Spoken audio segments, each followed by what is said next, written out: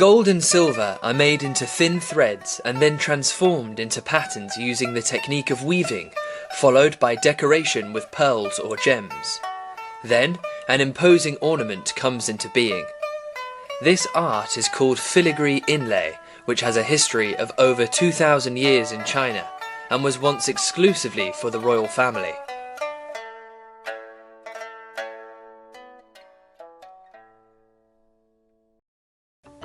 Filigree inlay, also known as fine gold art, is a time-honoured traditional Chinese craft art, which is famous for its sophisticated making procedure and precious raw materials.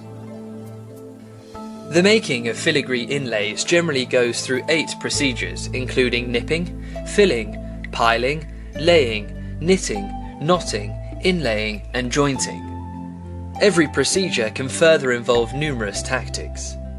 To make a filigree artwork, the craftsman first needs to melt the metal materials into liquid and then put it into a slot, where it will harden and become metal sticks.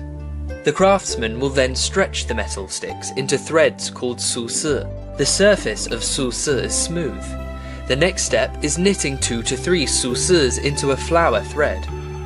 The following inlay work generally involves such skills like filing, caving, tightening, squashing and engraving. All these skills work for better decorative effects. As early as in the Han Dynasty, the deft Chinese craftsmen have been making mature filigree inlay artworks. The Tang Dynasty marks a period of prosperity and intensive international exchanges in the Chinese history. Under the influences of foreign cultures, women in the Tang Dynasty were more open-minded and confident than ever before. They were fans of gorgeous clothes and makeups. It was also during the Tang Dynasty that people widely applied filigree inlay making skills in the process of jewellery making.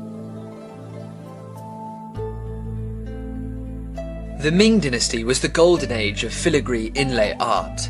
Such skills like knitting, engraving and jointing matured during the Ming Dynasty. The most prestigious filigree inlay artwork during this period is the golden crown of the Wanli Emperor, which was made of thin gold threads with 0.2 centimeters in diameter. 2 dragons, each playing with a pearl, were carved on the crown. During the reign of the Kangxi Emperor of the Qing Dynasty, the royal palace established the craft workshop, which had a division called Silver Craftwork. The Silver Craftwork division had hundreds of craftsmen who were deft at a dozen procedures like melting the silver and gold, filigreeing and inlaying. In charge of making the gold and silver jewellery and wares for the royal palace, it hosted the most skillful craftsmen across the country at that time and inherited and developed filigree inlay skills of the Ming Dynasty.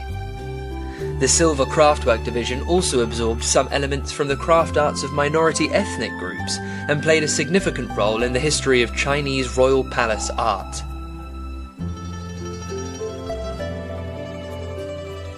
Filigree inlay art enjoys a distinctive royal style thanks to its traditional and sophisticated procedures. It is a time-honoured art in the craft art history of the Chinese nation. Today, the royal palace is no longer what it was. Consequently, filigree inlay art slipped out of the royal palace and spread widely in the society.